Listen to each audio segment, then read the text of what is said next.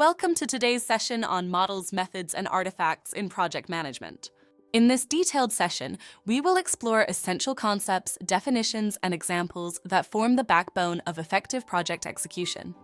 Let's begin with a foundational overview. In project management, clarity and precision are vital. We often hear the terms model, method, and artifact thrown around. But what exactly do they mean? A model is essentially a thinking strategy. It provides us with a way to understand a process, a framework, or even a broader phenomenon. Models help us visualize and simplify real-world complexity. Next, we have methods. These are the means by which we achieve an outcome.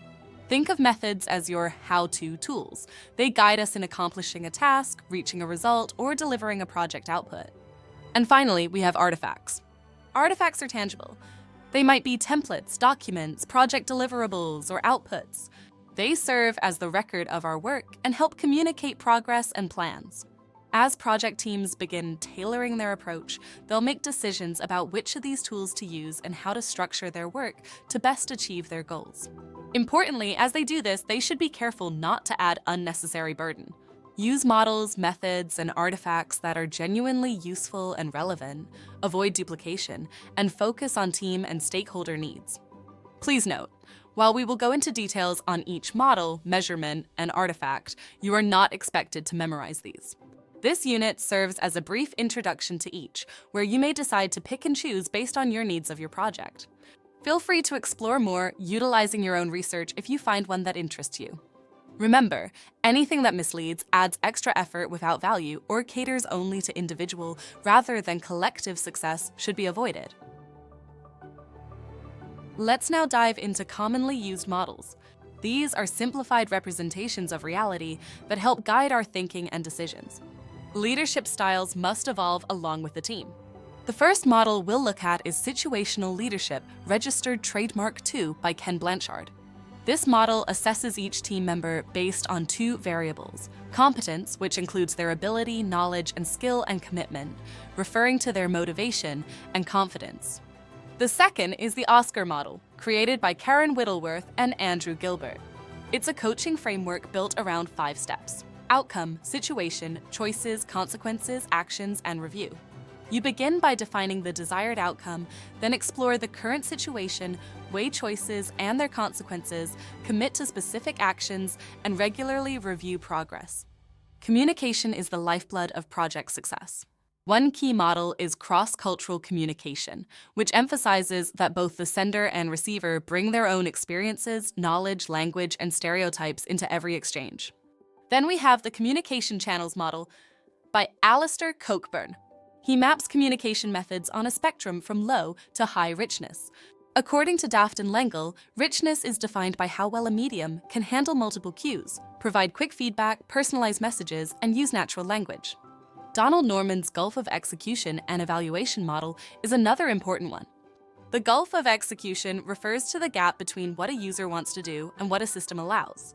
The Gulf of Evaluation is about how well the system communicates what it is doing and how to interact with it. These are key in designing project tools and systems. People are your most valuable asset. Knowing what motivates them can make or break a project.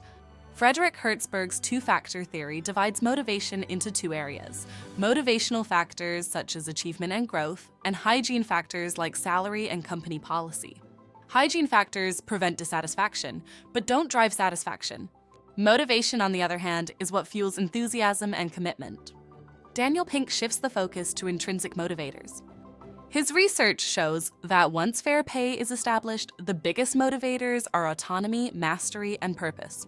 Autonomy lets people choose how they work. Mastery fuels growth and skill development. Purpose connects work to a greater mission. David McClelland's theory of needs adds that people are primarily driven by the need for achievement, power, or affiliation. Project roles can be tailored to match these drives for maximum effectiveness. Douglas McGregor's Theory X and Theory Y, expanded by Maslow and Auchi into Theory Z, explores the management assumptions about human motivation. Theory X assumes people dislike work. Theory Y sees them as self-motivated. Theory Z emphasizes trust and long-term employment as motivational drivers. Change is inevitable in projects, so we need frameworks to manage it. PMI's Managing Change in Organizations model includes 5 steps: formulate, plan, implement, manage transition, and sustain. It emphasizes iterative feedback and learning. Jeff Hyatt's ADKAR registered trademark model breaks change down to individual steps: awareness, desire, knowledge, ability, and reinforcement. It's a human-centric approach to managing transitions. John Kotter's 8-step change process is top-down. Start with urgency, build a coalition, create and communicate a vision, remove obstacles, create short-term wins, sustain acceleration, and anchor the changes in culture. Virginia Satir's model focuses on emotional responses to change, moving from a stable status quo through chaos to integration and a new norm. William Bridges' transition model outlines the psychological journey from ending, letting go through the neutral zone and into a new beginning. Project environments are often complex. 2 models help make sense of this. Dave Snowden's Cynefin framework identifies 5 contexts: obvious, complicated, complex, chaotic, and disordered. Each requires a different decision-making approach. For example, chaotic situations demand action before understanding. The Stacy Matrix categorizes projects based on requirement and technology uncertainty. It helps determine whether your project is simple, complicated, complex, or chaotic, a vital input for planning and risk management. Finally, team dynamics evolve. Bruce Tuckman's forming, storming, norming, performing, adjourning model reflects this evolution. Teams start as strangers, experience friction, find cohesion, reach high performance, and eventually disband. The Drexler-Sibbitt team performance model builds from orientation to renewal. It maps team development and performance through 7 steps, including building trust, clarifying goals, achieving commitment, and navigating changes. Let's shift our attention now to methods, the practical tools and techniques that help project managers and teams get work done. Methods help translate planning into action, and they often fall into several categories. First, data gathering and analysis. These methods are about collecting and making sense of data to guide decisions. For instance, alternatives analysis helps teams weigh different approaches or solutions and select the best one. Similarly, assumption and constraint analysis ensures assumptions, what we believe to be true, and constraints, limitations we must work within, are acknowledged and incorporated into project plans. Benchmarking lets you compare your project's methods or performance against other organizations to spot opportunities for improvement. In making a business case, several analysis methods are commonly used. Payback period tells you how long it takes to recover your initial investment. Internal rate of return, IRR, shows the expected annual growth rate of your investment. Return on investment, ROI, quantifies return as a percentage. Net present value, NPV, considers both time and inflation to assess value. And cost-benefit analysis helps determine if benefits outweigh costs. Next are estimating methods. Estimating helps us plan time, effort, or cost with more accuracy. Analogous estimating uses historical data from similar projects. Parametric estimating relies on algorithms or statistical relationships. Multi-point estimating considers best, worst, and most likely scenarios. Single-point estimating gives one expected value. Relative estimating and story point estimating are common in Agile, using abstract effort units. Wideband Delphi gathers expert estimates through rounds of discussion until consensus is reached. Meetings play a major role in communication and decision-making as long as they are used sparingly and as needed.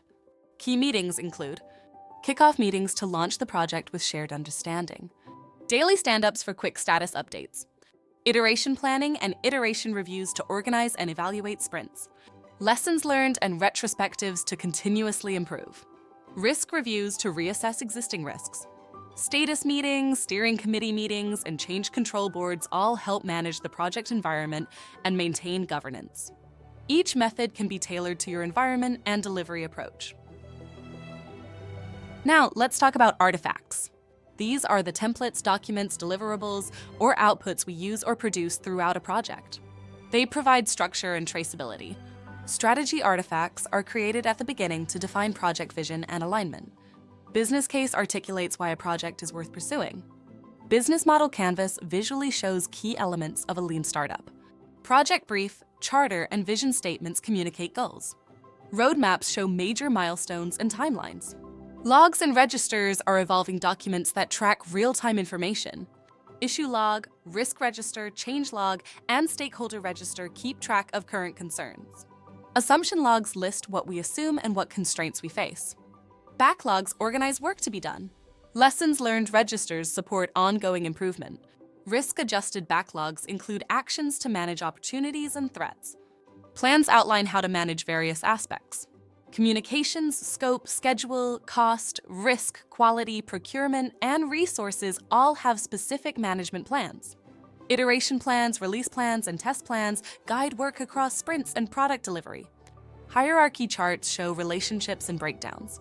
WBS Work Breakdown Structure, OBS Organizational Breakdown Structure, RBS Risk Breakdown Structure, PBS Product Breakdown Structure, Resource Breakdown Structures. Baselines are the approved plans we measure against. Scope baseline, schedule, budget, performance measurement baseline, and milestone schedules are key. Visual artifacts help communicate quickly.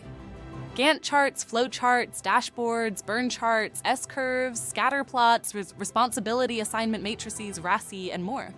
Tools like the Requirements Traceability Matrix, Cycle Time, and Story Maps keep everyone aligned. Reports help communicate status.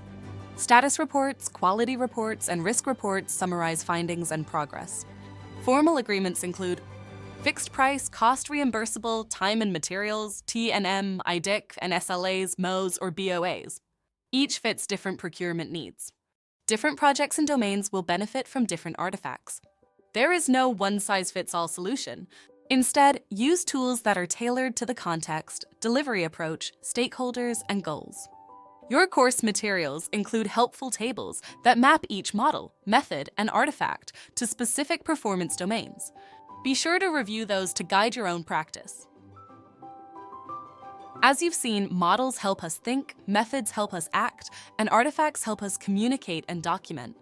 These tools don't just keep a project on track, they help teams align, make better decisions, and deliver lasting value. Use them wisely, tailor them appropriately, and always remember, the right tool applied with intention can make all the difference. Thank you for joining. In this unit, you will also learn a little bit more about some of these models, methods, and artifacts through the measurement phase in the DMAIC process.